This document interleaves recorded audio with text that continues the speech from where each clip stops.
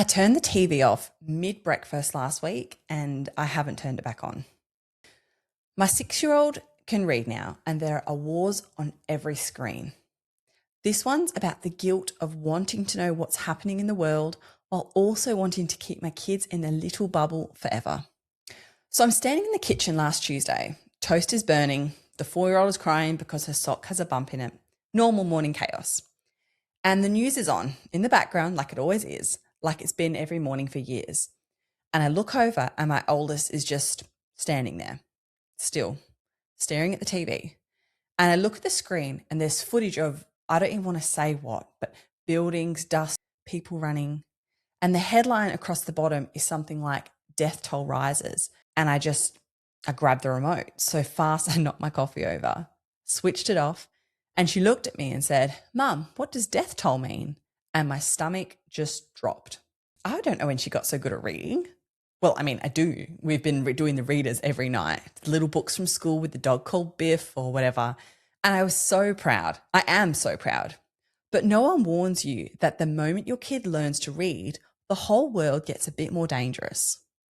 Not real danger, but like information danger. She can read the headline on my phone if I leave it on the bench. She can read the banner on the bottom of the news. She can read the covers of newspapers at the shops. And I can't unread things for her. That's the bit that gets me. I didn't handle the death toll question well, by the way. I think I said something like, "Oh, that's just a grown-up show. It's boring." Boring. I called a war boring. Mum of the year. But what was I meant to say? She's 6. She still thinks the tooth fairy is real and that our dog goes to a farm stay when we go on holiday. She's not ready for what's happening on the other side of the world. I'm not even ready for it, and I'm 33. So yeah, the TV doesn't go on in the mornings anymore, which sounds simple, but it's actually really annoying. Like, I used to have the news on while I made lunches or while I packed bags, while I yelled at everyone to find their shoes. It was my little window into the adult world before I spent the next 10 hours in kid world. And now it's just Bluey. Again, don't get me wrong, I love Bluey. Everyone loves Bluey. Bluey is a national treasure.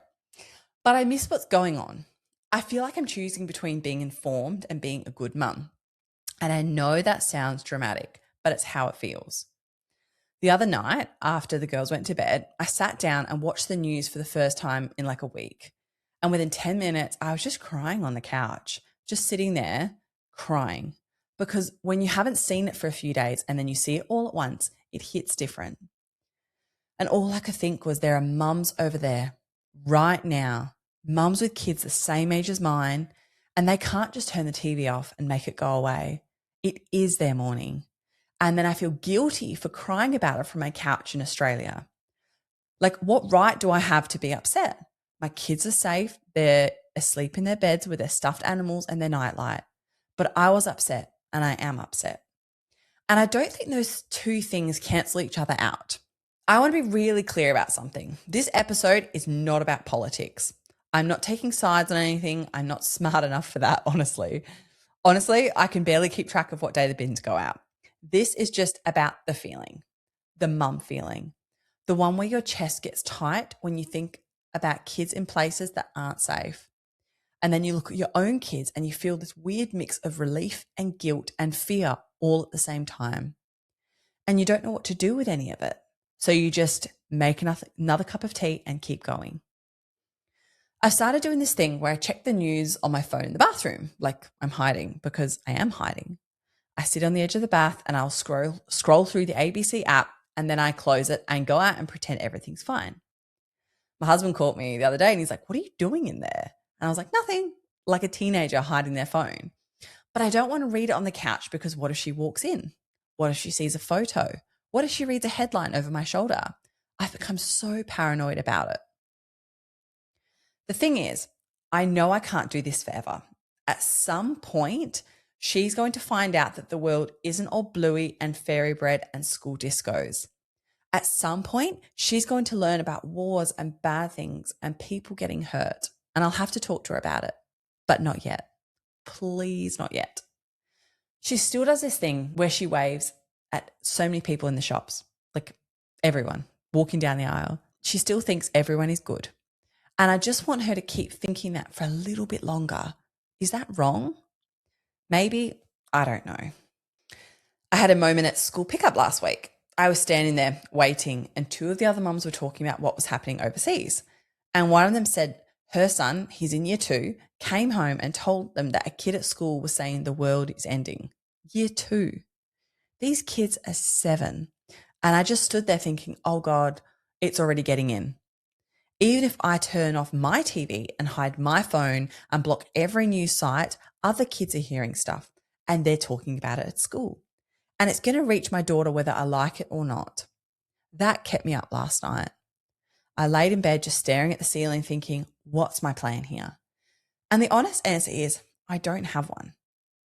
My little one, the 4-year-old, she's fine. She's oblivious. She's in her own world, and her biggest concern right now is that her toy unicorn's horn is bent. That's a real crisis in our house, by the way. Full tears, big drama. But the 6-year-old is different now. She's watching, she's listening, she picks up on everything.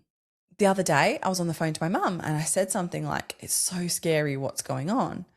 I didn't say what, I didn't say where, I didn't say anything specific. And after I hung up, she said, Mum, what's scary? And I froze.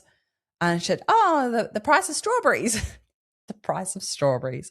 She looked at me like I was insane. Fair enough. I actually spoke to my mum about it and I asked her how she handled it when I was little. And she said, well, we didn't have 24-hour news. And that's it, isn't it? When I was 6, the news was on at 6 o'clock, maybe again at 9:30. And that was it.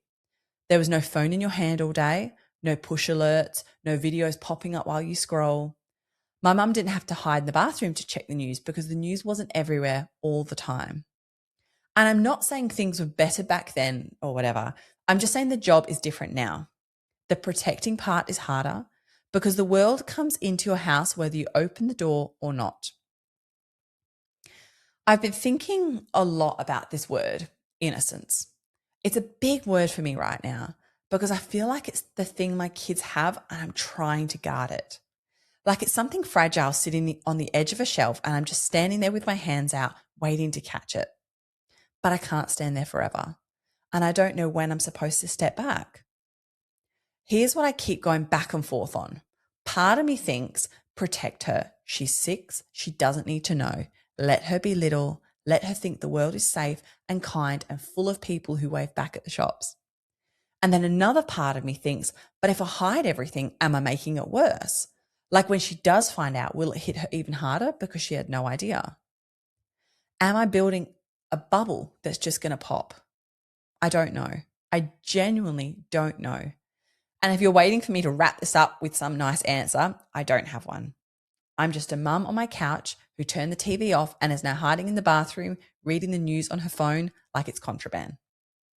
The guilt is the bit that really gets me though, because I feel guilty in every direction. Guilty that I'm upset when my kids are safe.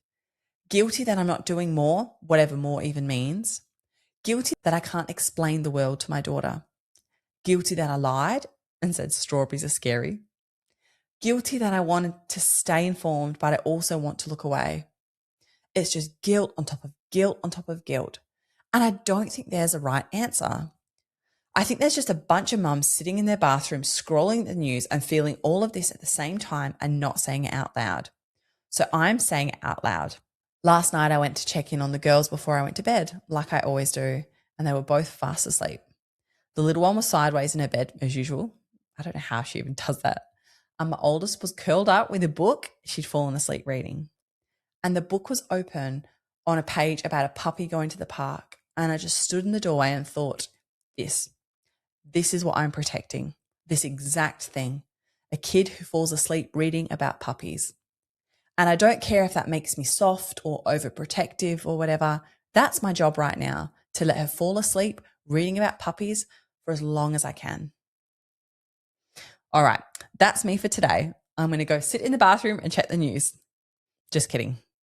Sort of.